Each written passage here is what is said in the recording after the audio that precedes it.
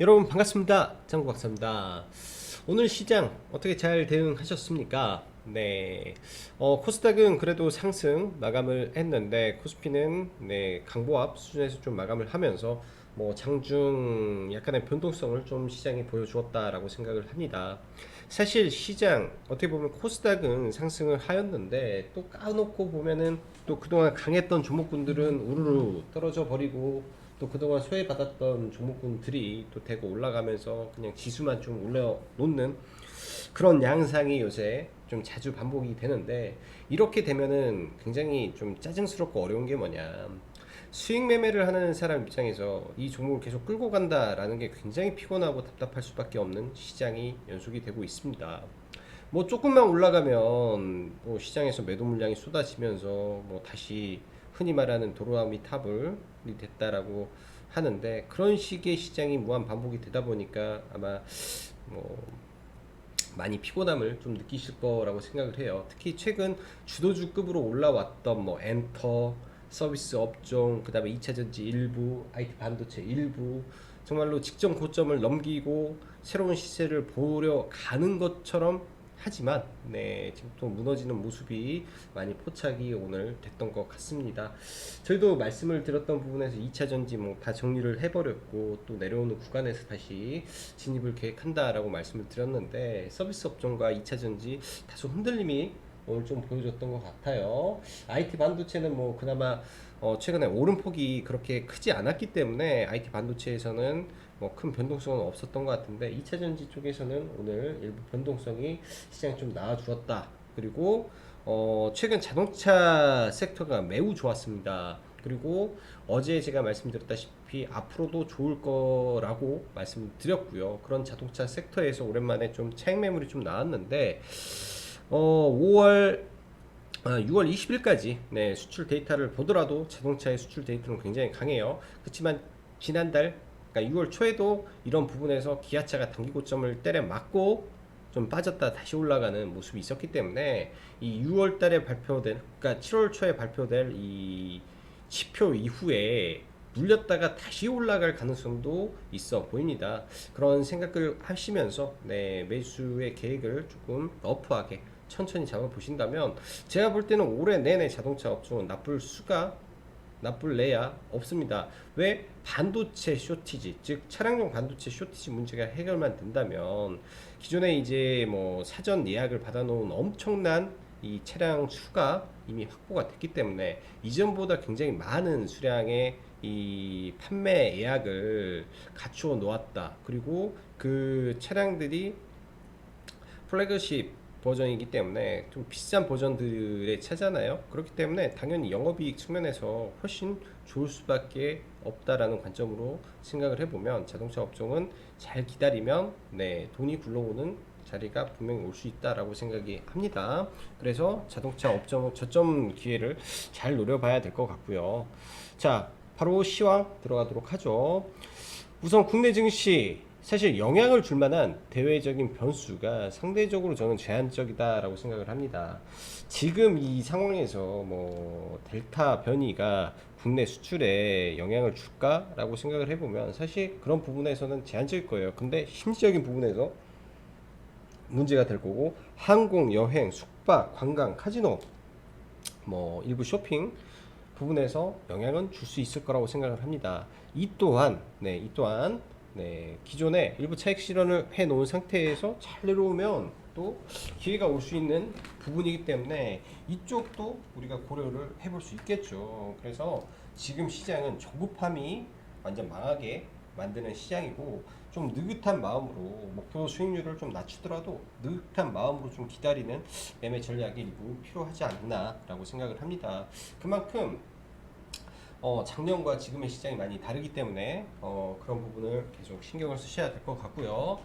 자, 수급적으로 시장을 보면 큰 의미가 없습니다. 오늘 저희도 매수 포지션을 두 종목을 들어갔는데, 이제 뭐 당연히 수급이 강한 섹터로만 진행을 했는데 뭐 장중에 선물 매도가 좀 강화되는 모습을 포착하고 좀 고민을 잠시 했었어요. 근데 지금의 수급의 논리 자체가 큰 의미가 없는 시장이지 않나라고 생각을 합니다. 결국 뭐 선물, 뭐 옵션, 뭐 파생, 이쪽은 다 삼성전자, SK 하이닉스를 가지고 중두고 있기 때문에 결국 걔네들 안에서 플레이만 하고 있고 나머지 지수 별개로 종목군들이 순환매를 하고 있다라고 저는 생각을 해요. 어떤 업종, 어떤 섹터가 이 바닥 박스권 하단에 있으면 다시 끄집어 올리고 박스권 상단에 있으면 때려서 낮추고 그런 부분으로 과거 박스피 비슷하게 진행이 되면서 지수만 약간 우상향 하는 것 같습니다. 만약에 여기서 지수를 폭등시켜 버리면 사실 누가 이 시장에 참여하겠습니까? 무서워서. 그래서 코스피 지수는 절대 폭등을 안 시키고 종목군들만 계속 돌아가면서 움직임을 보이는 것 같다. 또 그런 시장이 전개되고 있다라고 추적을 생각을 하셔야 된다라고 보여집니다. 2분기 본격적인 실적 발표는 7월 초부터 진행될 것이며 화학 업종이 사실 실적 피크를 칠지는 누구도 알 수 없습니다. 뭐 지금 실적 피크 가능성에 뭐 금호 석유라든지 롯데 케미칼이라든지 고점 대비 엄청나게 두드러 맞고 떨어졌는데 이런 부분이 일단은 2분기 실적은 잘 나오겠죠. 실적이 잘 나오면 그 당시 반짝 상승은 할 거라고 보여집니다. 제가 주말에서도 그런 말씀 드렸죠. 이런 섹터 리포트 시황 잘 보시면은 오히려 좋은 기회가 나올 것이다 라고 말씀드렸고 오늘 이제 금호 석유는 포지션을 좀 잡아봤어요. 저희도 일단 어찌됐든 이번 분기에 실적이 피크가 나오더라도 이 시장에서 바라보는 관점이 어떻게 진행이 될지 절대적인 수치가 얼마나 더 잘 나올지 부분을 제가 볼 때는 계속 체크해 보시면 답이 나올 것 같습니다. 철강 또한 마찬가지예요. 2분기 실적 강할 거라고 예상을 하고 있고 중국에서 이 철강 가격이 일부 하락을 하겠지만 제가 바라보는 관점은 그게 아니라 이번 7월 1일 날 아마 중국에서 수출 관세가 부과가 됩니다. 걔네들 수출 관세예요. 그러니까 우리가 이제 수입을 하면 관세를 내잖아요. 물건에 관세를 내는데 걔들은 수출하면서 이제 증시세를 내게 되어 있는데 그런 부분에서 이게 올라가 버린다라는 거죠. 그러면 우리나라에서 외국산 철강 가격이 국산보다 비싸기 때문에 국내 가격을 올릴 수 있는 이 여지가 생긴다라고 보여집니다.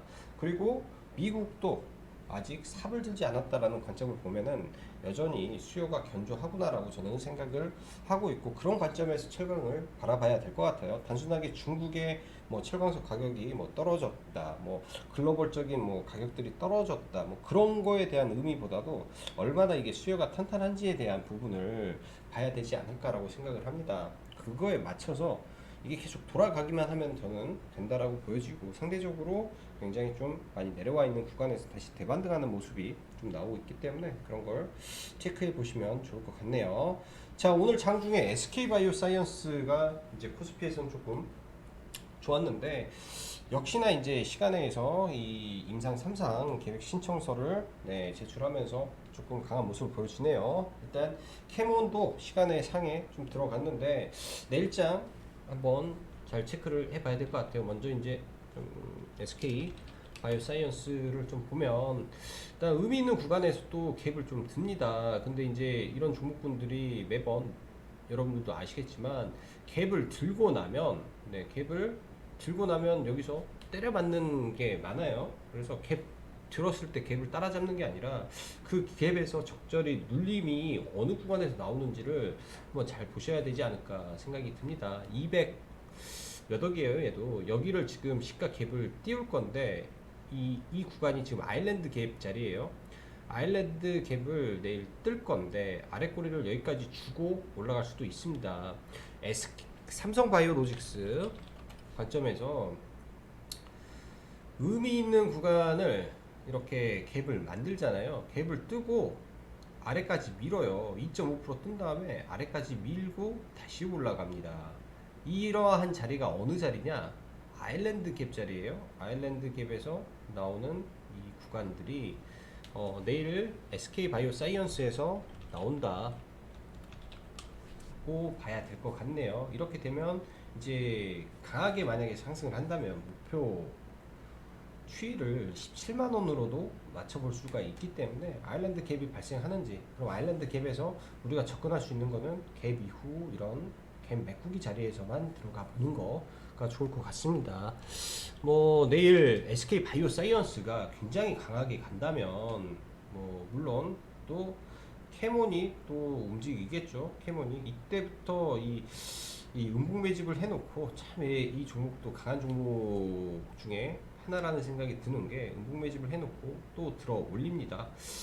근데 이제 잘 생각을 해야 돼요. 여기 구간의 매물을 또 잘 소화하고 갈지.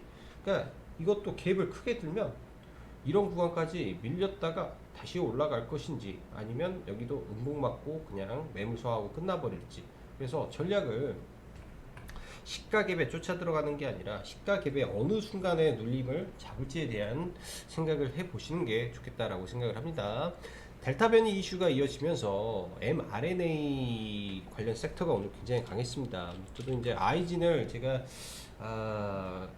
굉장히 좀 흐름이 좋았는데 뭐 별로 이렇게 주의 깊게 생각을 안 했어요. mRNA로 생각을 안 하고 권리락 효과로만 좀 생각을 해서 따로 매수를 안 했는데 결국은 mRNA 즉 이 델타 변이 바이러스에 빠르게 대응할 수 있는 mRNA 기술을 가지고 있는 아이진이 이번에 뭐 시장에 선택을 받았다라고 봐야겠죠. 그러면서 상한가에 좀 들어갔고 내일장 일단 어렵게 상을 들어갔기 때문에 종목이 이러한 종목이 뭐 쉽게 상을 들어가거나 이제 좀 어렵게 상을 들어간 겁니다. 어렵게 들어가서 내일 오히려 또 밀릴 수도 있어요. 그 상을 강하게 못 가고 밀릴 수가 있습니다. 제가 볼 때는 약하게 올랐다가 쭉 밀려서 이렇게 가는 모습도 나오기 때문에 보통 네 상한가 이후 매매는 눌림 매매는 이런 구간들을 한번 보시는 것도 네 좋을 것 같아요.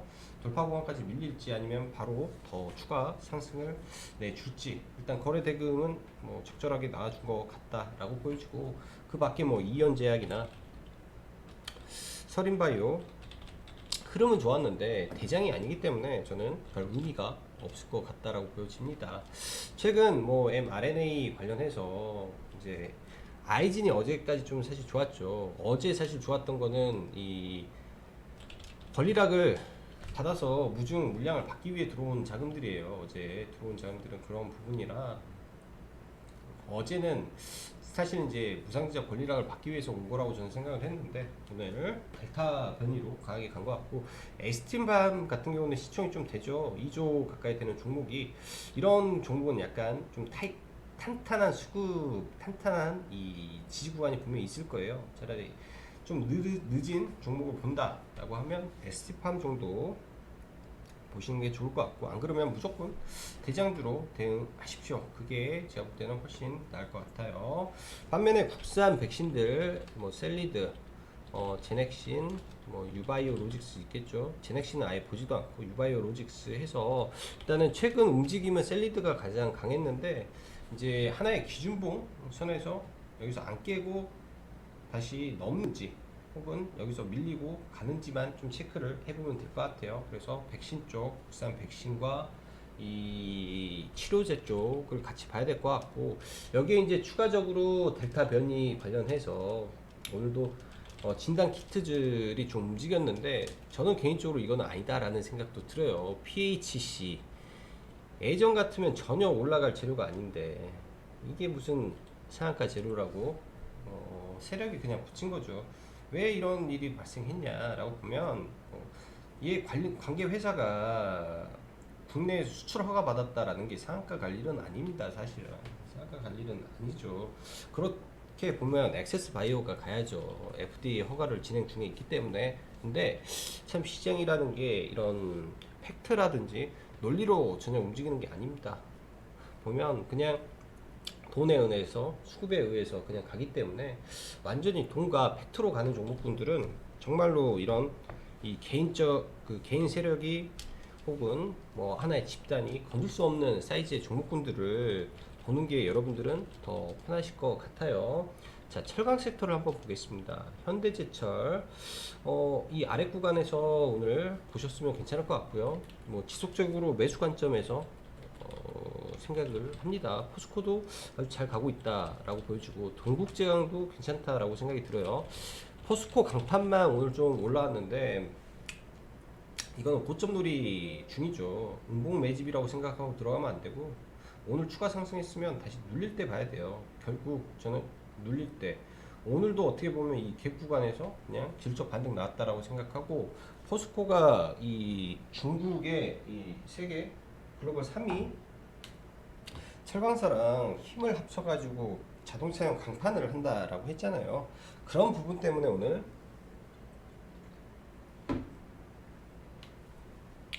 포스코 강판이 추가 상승을 해줬다라고 보여집니다.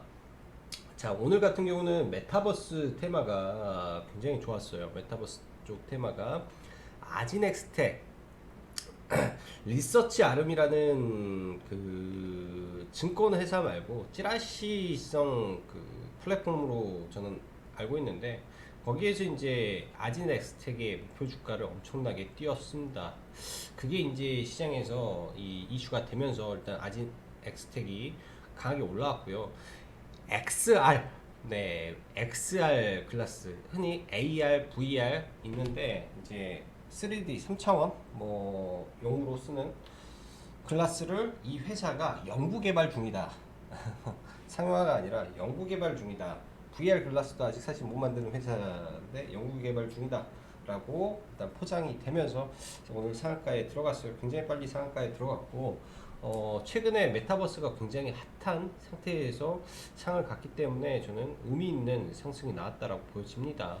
일단 직전 고점을 넘길 수도 있는 그런 강력한 상한가가 나왔기 때문에 이 상태에서 좀 관심 있게 잘 보셔야 될 것 같아요. 눌림이 나와도 얘는 쉽게 안 죽을 가능성이 좀 있지 않나. 과거와는 전혀 다른 모습으로 움직이고 있기 때문에 굉장히 좀 강하게 올랐습니다. 오늘 이 갭 뜨는 것도 사실 시작하면서 올라가기 때문에 오오 하면서 그냥 얘는 상한가를 들어갔던 종목이고요. 아지넥스텍. 그래서 이 종목은 새로운 메타버스 대장으로 지금 자리 잡았다라고 봐야 될 것 같고, 엔텔스라는 종목도 최근에 이재명 관련주로 엮이면서 좀 올라왔던 종목인데, 오늘 이것도 추가적으로 메타버스로 또 한번 이재명과 엮어서 상한가에 들어갔다라고 보면 될 것 같습니다.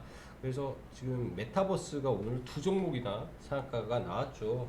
글로벌적으로 메타버스의 테마가 굉장히 강하기 때문에 지속해서 봐야 될 것 같고, 뭐 코세스 그냥 질적 반등, 옵티시스가 대장이었는데 너무 높다 보니까, 네, 옵티시스만 봤는데 생각 밖의 종목군들이 오늘 많이 튀었던 것 같아요. 코세스, 자이언트 스텝, 그리고 선익 시스템까지 오늘 추가적으로 상승하면서 올라줬다라고 보여집니다. 이런 종목군들은 사실 제 기준에서는 다소 높아서 매매하기가 저는 좀 꺼려지는데, 일단 굉장히 좀 다 좋게 올라왔고요. 뭐든 새로운 돈이 들어와서 새롭게 올라가는 종목의 눌림을 잡는 게 더 좋아요. 그리고 오늘도 네, 시장 정치 테마주들이 굉장히 좀 핫했던 하루였죠. 정치 테마주 변동성이 큰 하루로 최재형 관련해서는 다 무너졌습니다. 네, 최재형 관련해서는 뭐 개파락 떨어지면서, 네, 앞으로 저는 더 떨어져야 된다라고 생각을 해요. 어거지성 상승이 나왔기 때문에 1등, 2등은 그나마 좀 덜 좀 빠지겠죠. 근데 나머지 종목군들은 끝도 없이 빠질 가능성이 높아요. 지난번에 이제 박용진 관련해서도 사실 1등 종목도 고점 대비해서 벌써 33%가 빠졌습니다. 엄청나게 빠져요. 정치 테마주들은 만약에 우리가 이제 매매를 한다라고 하더라도 인생의 모든 것을 걸 수가 없는 게 정치 테마 섹터입니다. 그래서 변동성이 굉장히 크다라는 거 좀 봐야 될 것 같고요. 자, 금호석유 잠깐 보죠. 금호석유 오늘 이제 금호석유는 매수 추천이 현대제철과 함께 나왔던 종목인데, 일단 21선을 오랜만에 강하게 돌파를 하면서 정확히 돌파 지점이 22만 1,000원 구간을 돌파를 했죠. 네, 이 종목이 다시 눌리면 매수 구간으로 저는 봐도 될 것 같습니다. 단기적으로는 60일 2평이라든지 이런 언저리까지 올라오는 모습을 좀 보여줄 가능성이 높기 때문에 여전히 시장에서 굉장히 강했던 주도주였고, 여전히 실적적인 부분에서 유의미한 이 실적을 가지고 있는 종목이라고 저는 생각을 합니다. 아무리 못 나와도 올해 2조 2천억을 버는 회사가 시가총액이 6조 7천억, 아무리 내년에 좀 떨어진다 하더라도 내년에 1조 7천억 계산했을 때도 한 10조 조금 언더, 10조 언더 8조 정도는 적합해 보이지 않나라는 생각이 들어요. 그렇기 때문에 쌍봉 구간에서 쓰리봉 만들 수도 있고 기술적 반등은 나올 거라고 생각을 합니다. 그래서 오늘 금호석유 좀 잘 반등했고 뭐 기술적 반등을 노리는 매매도 괜찮을 것 같다라고 생각이 들어요. 자, 정치 테마주 관련해서 이재명 섹터는 오늘 상한가도 많이 나왔고 메타, 뭐 엔텔스, 그다음에 새로 올라온 게 플랜티넷, 그 전에도 좀 반짝반짝 움직였었는데 이게 이제 저도 이재명 관련주는 몰랐습니다. 이재명 관련주 몰랐는데 오늘 상한가까지 좀 들어가고 개인적으로 삭달을 했다가 좀 시간에서 물량 나오는 것 같아서 시간에서 그냥 팔아버렸어요. 삭달을 했다 팔아버렸는데 이런 종목 밀리겠죠. 밀리면 하단에서 좀 받아봐도 될 것 같습니다. 거래대금이 많이 터졌어요. 많이 터져서 단타를 치려면 이런 종목군들 이재명은 저는 그래도 해볼 만하지 않나라고 생각이 들고 이재명 관련주는 그나마 오늘 이 스타코부터 해서 시장 대비 괜찮았다라고 저는 보여집니다. 윤석열 관련해서는 오늘 동양 하나만 강했었죠. 동양 하나, 그리고 뭐 IB 김영도 아마 윤석열로 엮였던 종목 같은데 이 종목군들만 좀 움직였습니다. 근데 뭐 사실 거래 대금 자체가 엄청 큰 것도 아니었고 좀 어거지성으로 종가에 쭉 당겨서 올렸기 때문에 내일 아마 차익 실현 물량이 저는 대거 쏟아질 가능성이 높다라고 생각이 드네요. 자, 그 다음에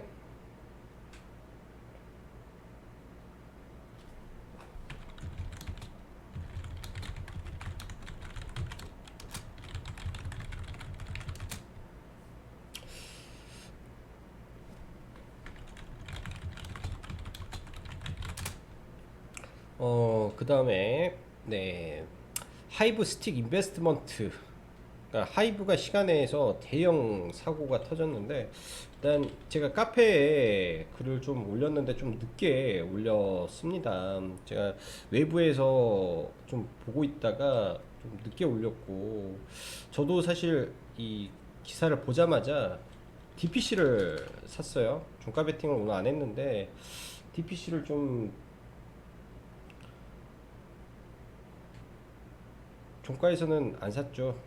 종가에서는 이 종목을 사지는 않았는데 시간 외에서 DPC를 일단은 잡았습니다. 잡아가지고 이거 기사 뜨자마자 일단 제가 14,850원 때 잡았기 때문에 좀 상에서 반을 팔아서 굉장히 좀 높게 팔아져 있었고 이 구간은 낮죠.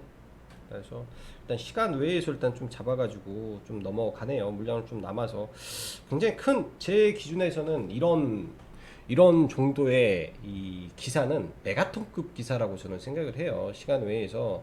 그러니까 예를 들어서 스틱 인베스트먼트의 기사가 어떤 거냐면, 그러니까 여기다가 스틱을 쳐보면, 그러니까 여러분들도 나중에 팁인데 8,500억이잖아요. 8,500억인데 우리가 잘 생각을 해봐야 될 게 뭐냐. 뭐 얘네가 이제 펀드긴 한데 펀드면은 이제 운영 수수료를 받는 부분이 있을 겁니다. 제가 정확하게 이 스틱 인베스트먼트가 이걸로 인해서 얼마나 수익을 얻는지는 사실은 정확히 알 수가 없어요. 왜? 8,500억이 전부 다 얘네들, 즉 1,000억이 투자됐을 때 스틱 인베스트먼트의 전체적인 자금이 아니기 때문에 얘네들이 다 이렇게 투자를 한 건지 아닌지는 모르잖아요. 그렇죠? 그치만 일정 부분에 이 성공 보수가 분명히 있다라고 생각을 하면 1,000억에 매수를 해서 일단은 블록딜 하면 8,500억 블록딜. 근데 이 블록딜이 5에서 9.3% 할인율이다 라는 거죠. 일단 8,500억에서 이렇게 생각을 하면 돼요. 5에서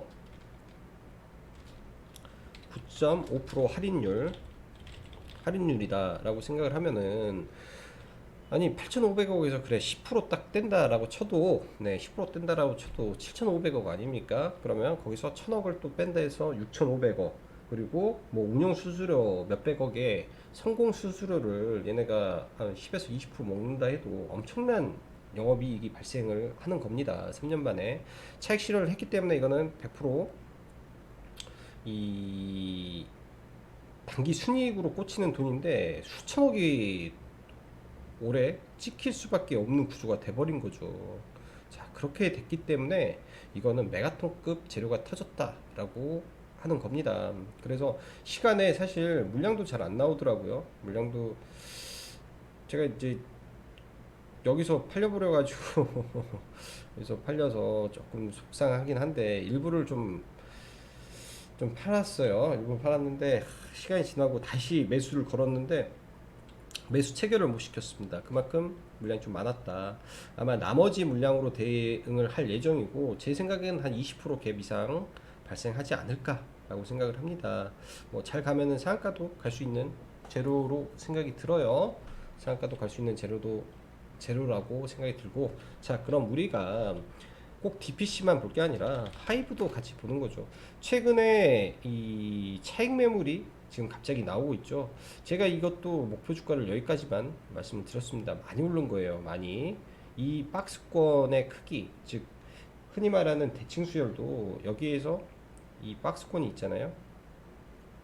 아주 간단하게 이 박스권의 크기만큼 주가는 올라가는 겁니다. 대칭 수열을 라는 이 부분을 어느 정도만 좀 캐치를 하고 있으면 이 박스권 언저리까지만 올라가는 거예요. 근데 이 위에는 매물이 너무 많다라는 거죠.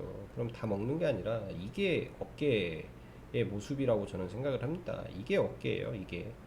이게 어깨이기 때문에 이런 구간에서는 매도를 잡아야죠. 자, 근데 여기서 또 우리가 생각을 해볼 거는 이 할인율이 9.5% 맥시멈을 생각을 하는 거예요. 9.5%. 자, 그럼 10% 빠진다. 27,000원이죠. 그럼 적정 주가는 27,000원인 겁니다. 1조의 이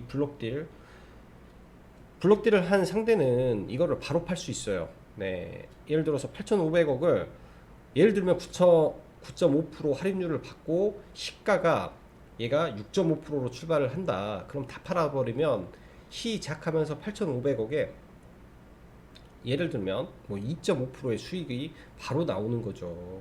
싸게 팔아도.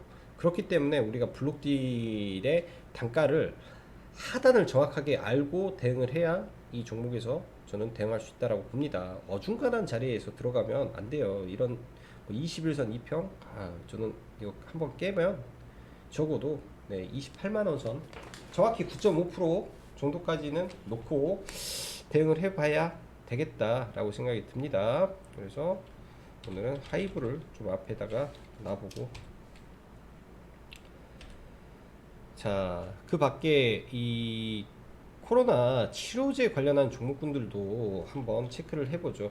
바이오리더스, 네, 전일 상한가 들어갔다가 좀 밀렸습니다. 이게 음봉 매집일지 아닌지는 내일장 이 구간에서 버텨주는지가 아주 중요할 것 같고요. 음봉 매집이면 당연히 못 버틸 거고, 한국파마는 사실 이 시간에 또 띄었는데 대웅하고 똑같은 꼴 나올 것 같아요.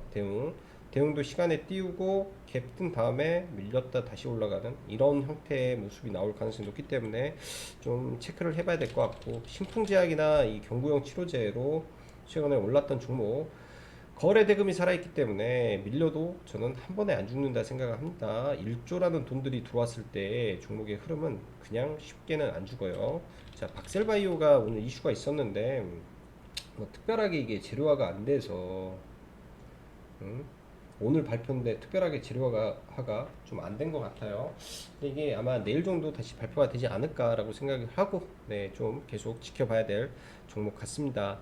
자, 그 밖에 네, 이 아래 일정들이 있기 때문에 일정들 보시면서 체크를 좀 해보시면 좋을 것 같아요. 자, 남아있는 일정들 잘 보고 뭘로 대응해야 될지 아마 답이 나오지 않을까라고 생각을 합니다. 자, 라이브 방송 관련해서 네, 가입 받고 있으니까 관심 있으신 분들은 카페 오시면 될 것 같네요. 자, 그럼 오늘은 여기까지 짱박스였습니다. 감사합니다.